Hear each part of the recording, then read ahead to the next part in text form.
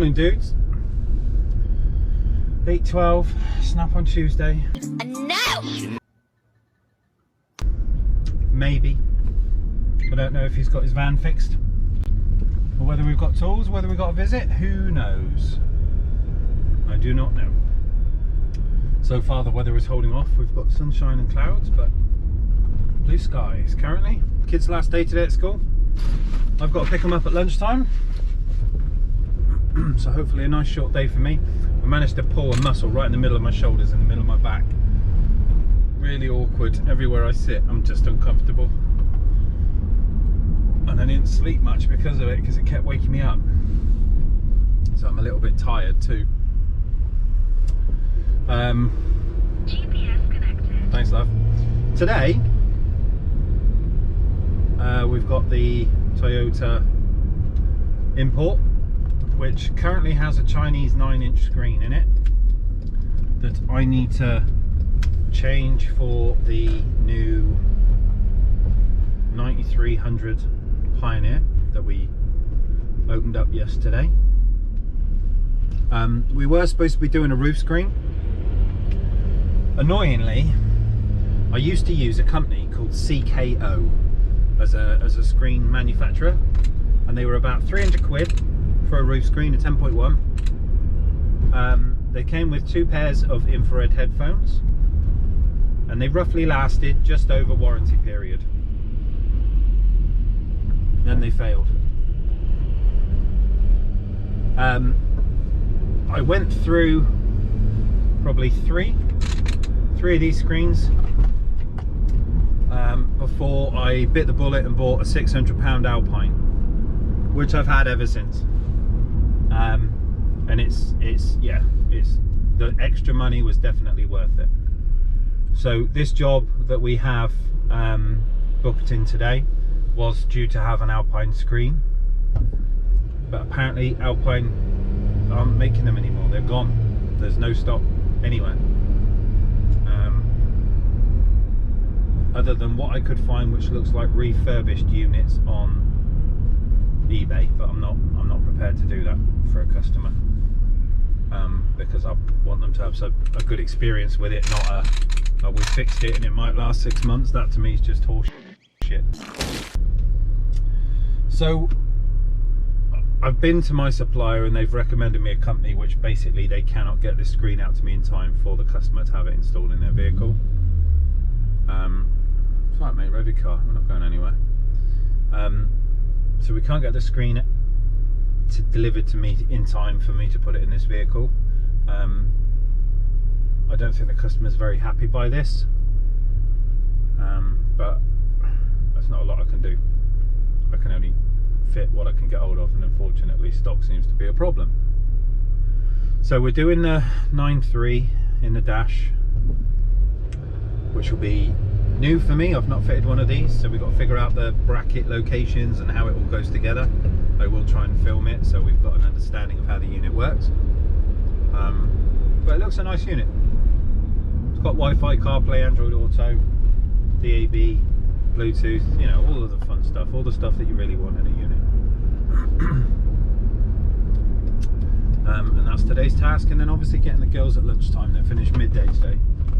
So a short day from me. Hopefully Snap-on is good and we're able to get you know, a tool video out today, because it's been a while. Maybe it'll have stock, you never know. I might get a trim tool replaced today. No need, I got my red ones. Links in description, Amazon, and their finest. But I'm going to get off to work, guys. I've seen a bit. We're at 2662 on subscribers. 2 more soldiers join the list. Come and say hello, everyone. I see we've got some new names in the comment section. Morning. And all my regulars.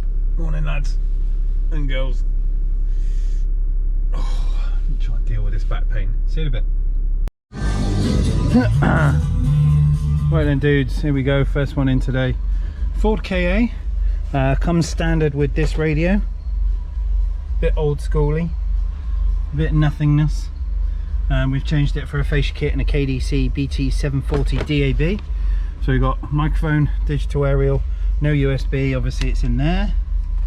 No steering controls on this one, doesn't have them, but everything else is working as it should. All good. But that's it, this one's finished. We'll just wait for the customer to come down, get it picked up, job done. Right then dudes, steering control's working, we've got a Kenwood in. Little Trees Frosted Pine. It's a strange smell, reminds me of my grandma. Hello! I'm not sure that was the smell this young lady was going for. But I'm not going to tell her it reminds me of an old woman. But there we go, Kenwood's in. Looking, working, spot on. Now time for lunch. Right then my dudes, this is what we're working with. We have, so it's basically like a Toyota Prev with this screen. So it's hybrid technology, import. It's got an Android 11-inch tablet in it, which is garbage and the guy's fed up with it. And obviously my task is to try and make this thing better. So we've got fascia that's kind of part of this screen already, and I've got to try and fit or get that 9-inch Pioneer, the 93, in this without it looking shit. Also we've got roof screen here, which we've got brackets on it, little screws that I need to kind of do something with. Currently this thing doesn't really work well, so we've got a replacement DVD monitor to go up here, but obviously we need to fix it so that it's safe. But I'm going to start doing this, get rid of this piece of shit, figure out what we're doing with the screen replacement and the brackets and stuff. It's much the same as Justin's I did the other week, and go from there. So I'll see you in a bit. Right then my loves, let me just turn this down a little bit. Got some nice chill music going on this morning. Right, so that was key up to speed with the Toyota Previa, whatever you want to call it. So we got the Chinese unit out. It's sitting over yonder on the shelf of shame. And what we've basically got is Toyota plug, Toyota plug, Toyota plug. Then they've modified some stuff, so they've taken the cables out from here, which would be the reverse camera input. This is our reverse camera power sense. One of these obviously coming off to the stereo, the other one powering the camera at the back, which they've obviously lopped the cable here. We have twisted cables for our reverse camera, and we have another RCA here which has been modified onto the Toyota Loom, which was going to the screen up yonder. So airbag, hazard, power, speakers, camera, picture, no, AV picture out, camera picture in, but I'll sort this out, reverse sense, and then we've got CAN, data, steering controls here, and obviously the two Toyota plugs. DIN aerial, so that's my life easier. Now we have got some other Chinese plugs, aerial connections and stuff knocking about behind here, so at some point, by the looks of this, it had some Chinese TV aerial system going on. At the back we've taken down our monitor, which is here, and we've got a nice area to mount from. So those brackets are obviously bolted onto the top of the chassis, the kind of, not really a roll hoop but a roof hoop. You can see where somebody's added this. So this is an aftermarket screen. Toyota wouldn't have used Biro to mark out their screen. This would have been modified somewhere. We've got our plug here for our powers and our signal in. I can use a multimeter to do a continuity test from the AV out to find my negative and positive here, and then I can RCA that, use the power from this, should be able to live in ignition and be able to work the monitor and signal up to here quite simply. We're just waiting on the monitor and mounting as to whether I need to make a plug to secure onto the factory sized brackets or the screen will fit, but time will tell. And then over on the bench we've got, starting to take this thing to sort of make headway with this, we've got our monitor base unit. So obviously this is our GPS, you know, DAB, ins and outs, camera feed, AV out, power, screen power. So this blue data bus cable is what's going onto the screen.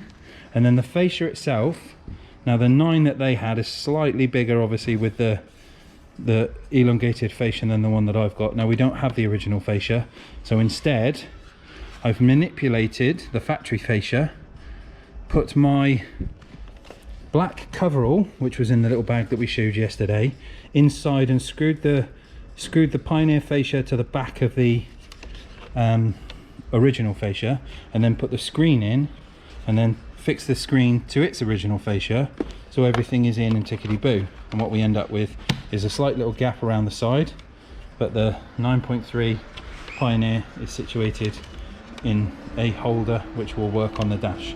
I'm going to black out, obviously behind this radio is going to be dark, I'm going to black out these 2 little gaps so that you don't see any light through there, and it will just be a dark edge. But because we don't have this fascia, this is what we're working with. Over time, if the guy wants to find one of these, he can do. But I've got 1 day, not 2 now, where I've got to do head unit and roof screen and all the bits in between and get it done, so we can take this thing away with him tonight. Maybe able to lose it for this evening, but definitely not 2 days anymore. So I've got my work cut out, so I'm struggling on. So I'm going to stop yapping and can crack on. See you in a bit. Right, it's not for me to say it, but I am like an African space Christ. You sound like you're from London. Yeah. If you get that reference, fair play to you. Customers brought me in some homemade shortbread, bless her. I fixed her car the other day, didn't charge her, and she said she felt really bad, so she brought me some shortbread, which is really sweet. Now, sometimes I have moments of genius, and this is one of them. Old screen, old stereo. You've seen this before. So we got old unit that was in the roof, and we know this Chinese branded type stereo that you all see in all the units. That is out. Alex has been a busy boy. We've got our roof screen, which is in and illuminated and glowing, and we've got our headphones and our remote control. Now currently this is just playing like a 4K solutions thing, which is showing, you know, video and all sorts of stuff, so you can kind of give the customer like a bit of a demo. Let me just go.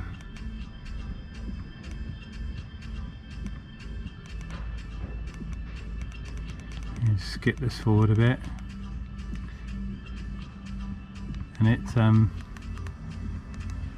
you go, look, so 4K, nice picture. Now this is the Android screen, so you can actually, at the minute this thing is paired up to my work office's internet, so we're using straight YouTube straight through it. And then in the front we have steering controls, operational with our new unit, and as you can see, Alex has modified the Chinese radio to now hold a Pioneer. So we've got a microphone up there, USB is in the glove box just there. Everything is kind of where we want it to go, if you will. Reverse camera has no picture, that's interesting. Could be a different format maybe, but it's there ready to go into it. We've got the reverse camera trigger ready. I might play around with the settings on that in a minute and see if I can get it to show a picture, but it is connected.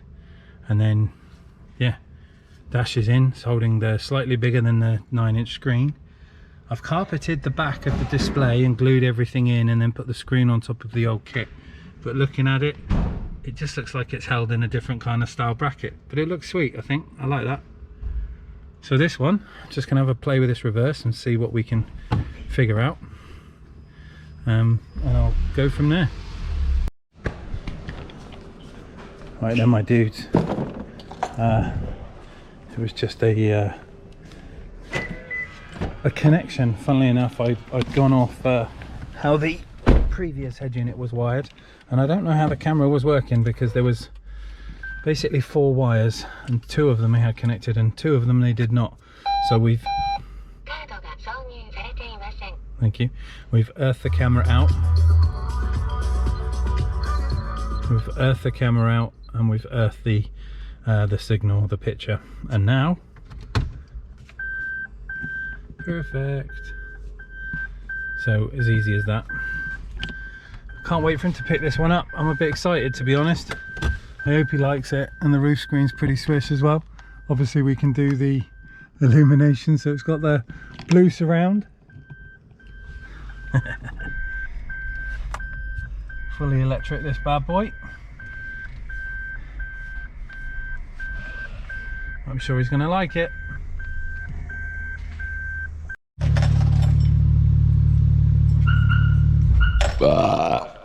Right then everyone, the Toyota Estima,